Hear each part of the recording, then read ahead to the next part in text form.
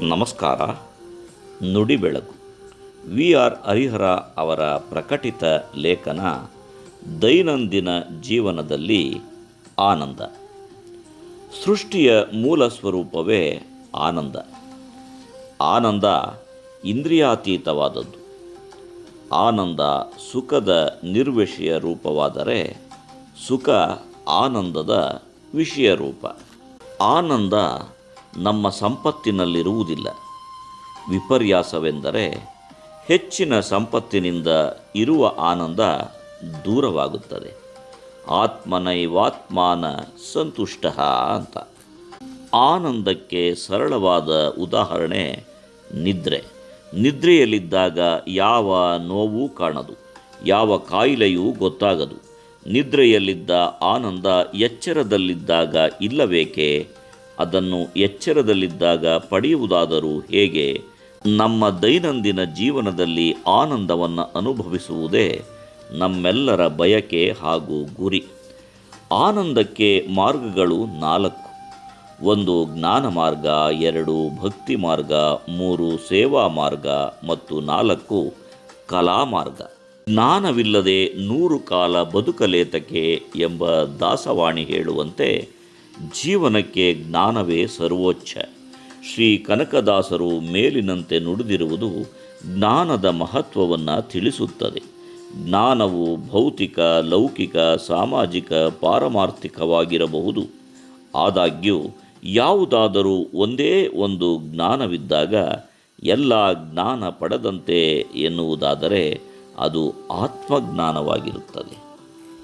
ಪುರಂದರದಾಸರು ನಾನು ನನ್ನದು ಎಂಬ ನರಕದೊಳಗೆ ಬಿದ್ದು ನೀನೇ ಗತಿ ಎಂದು ನಂಬಿಹ ದಾಸನ ಮೇಲೆ ಇನ್ನೂ ದಯಬಾರದೆ ಎಂದು ಭಗವಂತನಲ್ಲಿ ಪ್ರಶ್ನಿಸುತ್ತಿರುವುದು ಸಹ ನಾನು ನನ್ನದು ಎಂಬುದು ನರಕವೇ ಎಂದು ಸಾರುತ್ತಾ ದೃಢೀಕರಿಸುವಂತಿದೆ. ಇನ್ನು ಭಕ್ತಿ ಎಂದರೆ ಪೂರ್ಣ ನಂಬಿಕೆಯಿಂದ ಶರಣಾಗುವುದು. ಶರಣಾಗತಿ ಯಾರಿಗೆ? ಆ ಅನಂತ ಶಕ್ತಿ ಸೃಷ್ಟಿಕರ್ತ ಆ ಭಗವಂತನಿಗೆ. ತನು ನಿನ್ನದು, ಮನ ನಿನ್ನದು, ಅನುದಿನ ಬರುವ ಸುಖ ದುಃಖ ನಿನ್ನದಯ್ಯ ಎಂದರೆ ನಮ್ಮದು ಎನ್ನುವುದು ಯಾವುದು ಇಲ್ಲದಿರುವಾಗ ನಮಗೆ ದುಃಖ ಸಂಕಷ್ಟ ಎಲ್ಲಿಂದ ಬರಬೇಕು? ಭಕ್ತಿಯಿಂದ ಆ ಭಗವಂತನನ್ನು ಆರಾಧಿಸುತ್ತಿರುವಾಗ ಎಲ್ಲವೂ ಹರ್ಷವೇ. ಲೌಕಿಕದ ಯಾವುದೇ ಸೋಂಕು ಇಲ್ಲದಾಗ ಮೂಡುವುದು ನಿರ್ಭಯ, ನಿರಾತಂಕ, ಸಮಾಧಾನ, ಎಲ್ಲವೂ ಆನಂದಮಯ. ಭಕ್ತಿಯಿಂದ ಪೂಜಾ ಮಾರ್ಗ ಅನುಸರಿಸಿದಾಗ ಆನಂದ ಭಾಗ್ಯ ಲಭಿಸುವುದು. ಪ್ರಕೃತಿಯನ್ನು ಪೂಜಿಸಿ ಆರಾಧಿಸೋಣ. ರಾಷ್ಟ್ರಕವಿ ಕುವೆಂಪುರವರ ಗೀತೆಯಂತೆ ಆನಂದಮಯ ಈ ಜಗಹೃದಯ, ಸರ್ವೋದಯ ಚಂದ್ರೋದಯ, ದೇವರ ದಯ ಕಾಣೋ, ಎಲ್ಲವೂ ಭಗವಂತನ ಅನುಗ್ರಹವಾಗಿದ್ದು ಕೃತಜ್ಞತೆಯ ಮೂಲಕ ಭಕ್ತಿ ಸಮರ್ಪಿಸಿ ನಾವು ಆನಂದ ಅನುಭವಿಸಬಹುದಾಗಿದೆ. ಇನ್ನು ಸೇವಾ ಮಾರ್ಗ. ಸೇವೆ ಮಾಡಲು ನಮಗೆ ಸಾಧ್ಯವಾಗಲು ಮೊದಲು ನಮ್ಮ ಬಯಕೆಗಳನ್ನು ಮಿತಿಯಲ್ಲಿಡಬೇಕು ಹಾಗೂ ಸರಳ ಜೀವನ ಶೈಲಿ ರೂಢಿಸಿಕೊಳ್ಳುವುದು ಅತ್ಯವಶ್ಯಕ.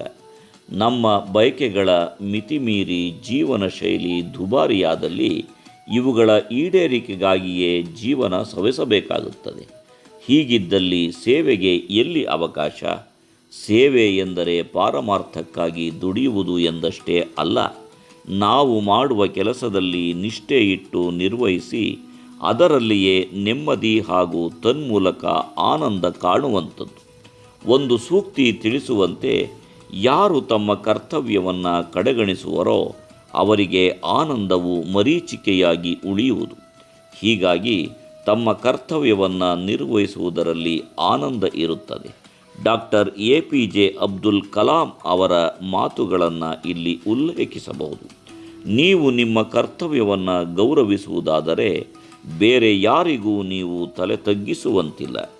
ಬದಲಾಗಿ ಕರ್ತವ್ಯವನ್ನು ಗೌರವಿಸದೆ ಹೋದರೆ ಎಲ್ಲರೆದುರು ತಲೆ ತಗ್ಗಿಸಬೇಕಾಗುತ್ತದೆ.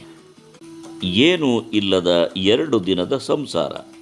ಜ್ಞಾನದಲ್ಲಿ ದಾನ ಧರ್ಮವ ಮಾಡಿರಯ್ಯ ಎಂಬ ಕೀರ್ತನೆಯಲ್ಲಿ ಶ್ರೀ ಕನಕದಾಸರು ದಾನ ಧರ್ಮದ ಸೇವೆಯ ಮಹತ್ವವನ್ನು ಸಾರಿರುತ್ತಾರೆ. ದಾನ ಧರ್ಮದ ಸೇವೆಯ ಮೂಲಕ ಈ ಅರ್ಥವಿಲ್ಲದ ಜೀವನಕ್ಕೆ ಜೀವ ತುಂಬಬಹುದಾಗಿದೆ.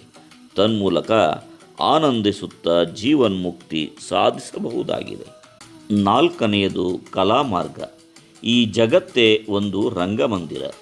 ಜಗದೀಶನಾಡುವ ಜಗವೇ ನಾಟಕ ರಂಗ.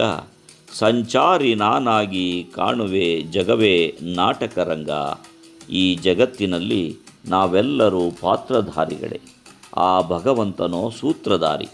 ಈ ಭಾವನೆಯೊಂದಿಗೆ ಜೀವನದ ಎಲ್ಲ ಆಗು ಹೋಗುಗಳನ್ನು ನೋಡಿ ತಿಳಿಯುವುದು ಕಲಾಮಾರ್ಗ ಆಗಿರುತ್ತದೆ. ಎಲ್ಲವೂ ಭಗವಂತನ ಇಚ್ಛೆ ಎಂದು ನಮ್ಮದು ಎಂಬುದು ಏನೂ ಇಲ್ಲ. 2 ದಿನದ ಜೀವನ ನಾಟಕವೆಂಬ ಕಲಾ ಪ್ರಕಾರ. ಇಲ್ಲಿ ನಾವು ಬಂದು ಹೋಗುವ ಪಾತ್ರಧಾರಿಗಳಷ್ಟೇ ಎಂದು ತಿಳಿಯುವುದು.